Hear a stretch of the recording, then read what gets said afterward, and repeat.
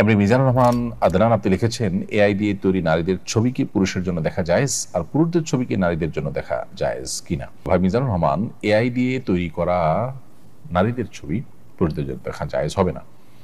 যদিও সেই নারী রিয়েল কোনো নারী নয়, কিন্তু একজন পুরুষের জন্য একজন নারীর দিকে অবলোকন করা, গায়রে মাহরাম নারীর দিকে দৃষ্টিপাত করাটা যে কারণে হারাম, সেই কারণটি এখানে বিদ্যমান আছে। এখানে তার মনের মধ্যে বাজে চিন্তা আসা, কল্পনা জল্পনা হওয়া, তার চরিত্র নষ্ট হওয়া, এই কারণগুলো এখানে বিদ্যমান আছে। ফলশ্রুতিতে এরকম ছবি দেখা থেকে একজন পুরুষকে বিরত থাকতে হবে। এই জন্য এই ধরনের ছবি ক্রিয়েশন করাও উচিত নয় বা ক্রিয়েট করা উচিত নয়।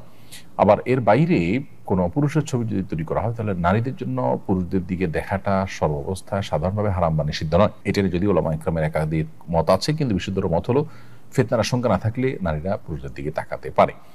তো সেই দৃষ্টিকোণ থেকে বা সেই হিসেবে এখানে পুরুষের কোনো ছবি আইডি তৈরি করা থাকলে কোনো নারীরা সেদিকে দেখলে দেখতে পারে, তবে একেবারে পার্সোনাল পার্টস বা একান্ত ব্যক্তিগত অঙ্গ প্রত্যঙ্গ যেগুলো সতর যেগুলো, সেগুলো দেখা জায়েজ হবে না কোনো অবস্থাতেই। নাসরিন বিনতে সাহাব আপনি লিখেছেন, চ্যাটজিপিটির মাধ্যমে ইসলামের বিভিন্ন বিষয় জানতে চাই, সেখানে যেসব উত্তর দেওয়া হয় তার উপর নির্ভর করা যাবে কিনা? প্রথম কথা হলো যে চ্যাটজিপিটি অনলাইনে যা পায় সেখান থেকে কালেকশন করে দেয়। তো অনলাইনে যা কিছু আছে তার সব কিছু তো সঠিক নয়। অতএব চ্যাট জিপিটি বা এআই এই সমস্ত টুলগুলো ব্যবহার করে আপনি শরীয়ী প্রশ্ন, বিশেষ করে হালাল হারাম, ঈমান আকীদা, এই জাতীয় গুরুত্বপূর্ণ বিষয়গুলোকে আপনি সেখান থেকে জেনে আমল করার চেষ্টা করবেন না, এটা ভুল হবে। কারণ হলো সেখান থেকে সঠিক জিনিসটা যেমন পেতে পারেন, ভুলটাও পেতে পারেন। তাছাড়া এই জাতীয় অ্যাপগুলো যে আমাদের সবসময় সঠিক উত্তর দেয় তা কিন্তু না। আমি যেটা বলছিলাম যে অনলাইনে যা কিছু আছে সেখান থেকে তারা কালেক্ট করে আমাদেরকে তথ্য দেয়। তাদের কাছ থেকে যদি তথ্য নেন এবং এটার উপর নির্ভর করেন, তাহলে সেক্ষেত্রে আপনি ভুল সিদ্ধান্তে উপনীত হতে পারেন। এজন্য যদি সেখান থেকে কোনো কিছু পান, সেটা যদি ক্রস চেক করে আপনি সঠিক বেঠিক যাচাই করে নিতে পারেন, তাহলে সেটা ঠিক আছে। আর না হলে সেটা ঠিক হবে না। কারণ মুহাম্মদ ইবনে সিরিন রাহিমাহুল্লাহ বলেছেন, ইন্না হাযাল ইলমা দীন ফানজুরু আম্মান তাখুযুনা দীনাকুম। নিশ্চয়ই কোরআন হাদিস ভিত্তিক এই যে ইলম, এই যে নলেজ, ইসলামিক নলেজ, এটা কিন্তু দ্বীনের অংশ, এটা আমাদের ধর্মের অংশ।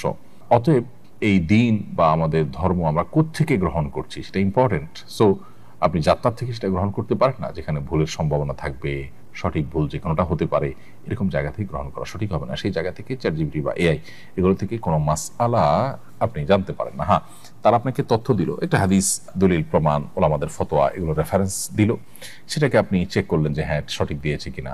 প্রয়োজনে তারা তো অনেক সময় ওয়েবসাইটে লিঙ্ক দেয়, সেই লিঙ্কে গিয়ে আপনি চেক করলেন, দেখলেন, এরপর ভিত্তি করে আপনি আমল করতে পারেন। অর্থাৎ সরাসরি তারা হালাল বা হারাম বলে দিল আর সেটার উপর আপনি আমল করলেন, এমনটি করা উচিত হবে না। অনেক বাড়ি মালিক বড় পরিবারকে বাসা ভাড়া দিতে চান না। যদি শুনেন বাচ্চা ৩-৪টা, তাহলে ভাড়া দিতে অস্বীকৃতি জানান, এটা জায়েজ আছে কিনা? মৌলিকভাবে তো কোনো বাড়িওয়ালার এই অধিকার আছে যে তিনি তার কার কাছে ভাড়া দিবেন না দিবেন, কোন ক্রাইটেরিয়া দিবেন না দিবেন, এটা এখানে তার ব্যাপার। কিন্তু এটা জায়েজ আছে মৌলিকভাবে তার জন্য। তবে সন্তান বেশি দেখে ভাড়া না দেওয়া, একটু পানি বেশি খরচ হবে বা বিলটা বেশি খরচ হবে, এটা নিশ্চয়ই ছোট লোকই, নিশ্চয়ই সেটা অনুচিত কাজ। একটা হলো আইন জায়েজ না জায়েজ হওয়ার বিষয়টা শরীয়ত আইন দ্বারা নির্ধারিত হয়, কিন্তু আরেকটা আছে নৈতিকতার প্রশ্ন। নৈতিকতার প্রশ্ন এটি অনুচিত একটা কাজ। বিউটিবি এআইডি থেকে লিখেছেন, আমার ফজরের নামাজের পর ঘুম আসে, এর কারণে আমার ক্ষতি হবে কিনা? ফজর নামাজের পরে না ঘুমানোটাই উত্তম, কিন্তু এটা এমন কোনো বিষয় না যার কারণে গুনাহ হবে। এমনি তোফাইল আপনি লিখেছেন, আমি অনেক কাজে আল্লাহর কসম করেছিলাম, তারপরে রাখতে পারি নাই, এদিকে আমার পাপ হবে? কি আমল করলে পাপ মুক্তি পাবো? আপনি কসম করে থাকলে কসমের কাফারা দিতে হবে, যদি কসম ভঙ্গ করে থাকেন, কসম যদি রক্ষা না করে থাকেন। আর কসমের কাফারা হলো আপনি 10 জন মিসকিনকে খাবার খাওয়াবেন কিংবা 3টা রোজা রাখবেন।